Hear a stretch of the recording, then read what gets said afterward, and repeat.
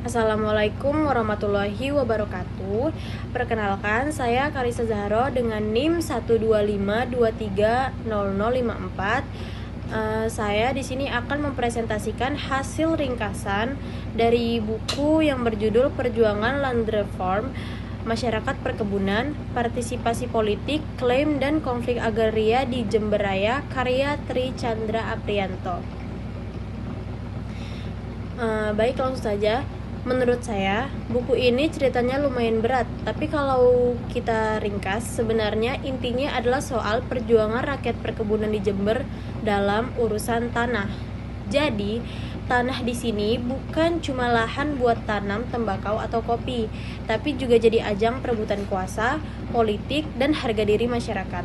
Buku ini membahas sejarah perjuangan masyarakat perkebunan di Jember dalam konteks reforma agraria, khususnya periode 1942 sampai 1974, yang dimana fokus utamanya adalah partisipasi politik, klaim tanah, dan konflik agraria yang muncul dalam proses land reform.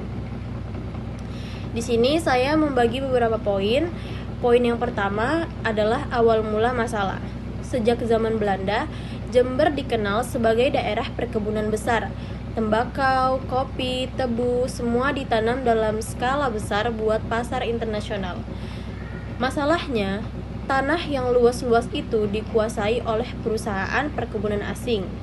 Sementara rakyat cuma jadi buruh. Dari situ ketimpangan mulai muncul. Baik, lanjut poin yang kedua, yaitu masa penjajahan Jepang. Begitu Jepang masuk, mereka ambil alih semua perkebunan. Produksi dialihkan buat kebutuhan perang. Rakyat memang ikut terlibat, tapi lebih karena dipaksa.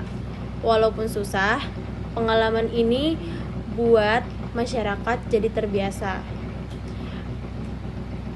Konteks terbiasa di sini adalah mereka jadi terbiasa mengurus tanah sendiri, yang mana ini akan jadi modal penting buat perjuangan masyarakat berikutnya. Poin yang ketiga adalah masa revolusi dan awal kemerdekaan. Saat Indonesia merdeka, rakyat makin berani.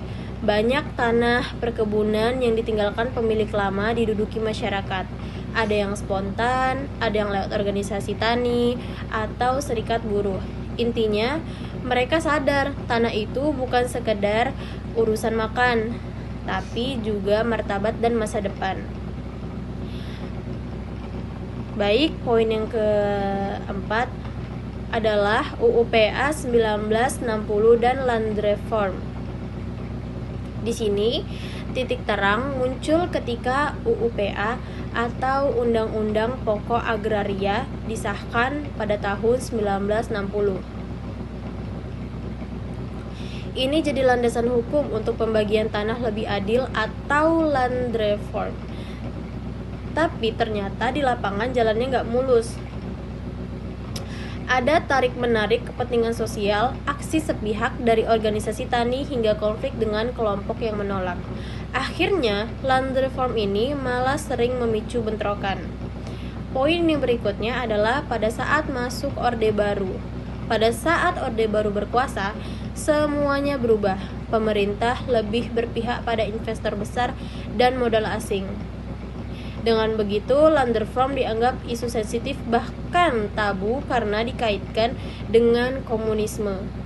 Petani yang dulu berjuang malah banyak tersingkir. Militer juga ikut ambil peran besar dalam mengatur perkebunan. Poin yang berikutnya adalah konflik tanah. Di Jember, konflik tanah hampir nggak pernah reda.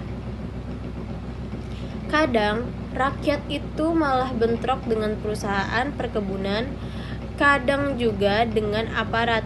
Jadi, masalahnya bukan cuma ekonomi, tapi sudah jadi urusan politik, ideologi, bahkan hegemoni negara.